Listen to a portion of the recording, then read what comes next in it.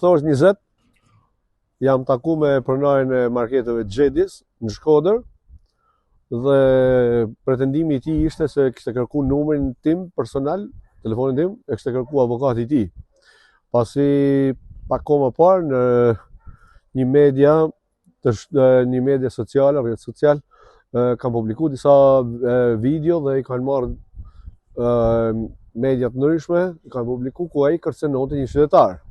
Dhe avokati i tij, me pretendimin ishte që avokati i tij kishte kërkuar takim me mua për të diskutuar se çfarë faktesh kemi lidhur me këtë kërcenim. U paraqita në një mënyrë miqësore, pasi ja kam pak kohë më parë kam pirë një kafe në zotërinë. Dhe u paraqita krejt i pa vetëdijshëm, i pa mbrojtër, asnjë gjë, nuk prisja goditjen. Dhe ky është rezultati i takimit me pronarin e marketeve Xhedis, Prel Gjoni. Ishte veti katërti, ku 3 nga ata u involvun goditjen teme. Personi i katërt u mundu të ndante, të largonte dhe u mundu të merrte lokalin e tij të ndihmonte. Të 3 nga ata persona kanë goditur në mënyrë të pamëshirshme.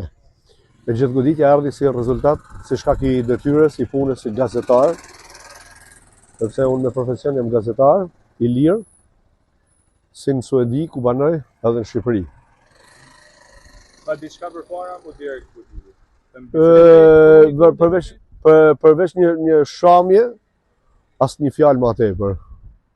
Përveç një shamje që më ka bë, asnjë fjalë më tepër. Dhe unë nuk e prisja, isha komplet i paprigatitur për këtë goditje, për shkonin në mënyrë komplet pasore, dhe sepse nuk e prisja. Siç e thash më herët, unë kam pi kafe me të dhe nuk më ka shpreh që ka ndonjë armiqësi me mua, ka ndonjë hatërmbetje me mua. Ti publikova një video ku thu që ka produkte të helmuara etj. Lidhej me të ajo video? Ditën e sotme kam publikuar një video ku thotë që ka ushqime të skaduara në Shkodër. Një rrjet marketesh ka ushqime të skaduara.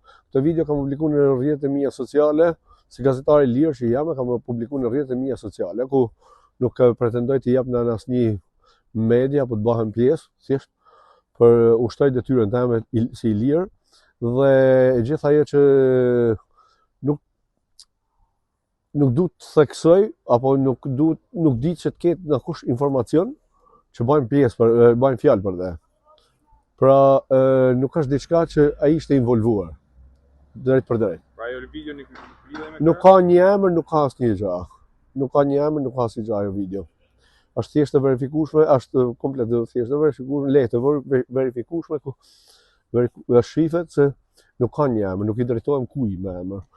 Dhe nuk e di nëse ati i ka personit fjalë, i ka djegur duke qenë i vetëdijshëm për çfarë tregton. Do ta publikosh atë video me produktet skaduara? Pasi të kryej procedurat me policinë, e gjitha që kam me mjeku ligjor, e gjitha patjetër që do ta publikoj atë video, sepse bëhet fjalë për një rrjet marketesh ku po helmon popullin shkodran, dhe kjo goditje sonte është një mënyrë për të na bërë të heshtim. Po kam marrë përsipër një detyrë, jem gazetar, jem i lirë, dhe mos shantazhohem, edhe pse dhunohem, do i dal në kry, do i shkoj deri në fund gjitha këtyre abuzimeve, sepse si unë, edhe gjithë ne kemi fëmijë, kemi familje, dhe nuk është e drejtë që bëhet fjalë për ushqimin, nuk bëhet fjalë për gjana të vogla. Për ushqimin që gjithë ne konsumojmë. Dhe alesh drejtësisë si ngjarje, pra ke denoncuar? Absolutisht, sapo kam bërë një denoncim, këtu ndodhemi para policisë, kam bërë një denoncim ku përmendi emrin e tij, përmendi gjithë historinë, dhe vazhdimin e videos sapo përmendet, do ja lë AKU-s dhe organeve përkatëse pastaj për më tepër.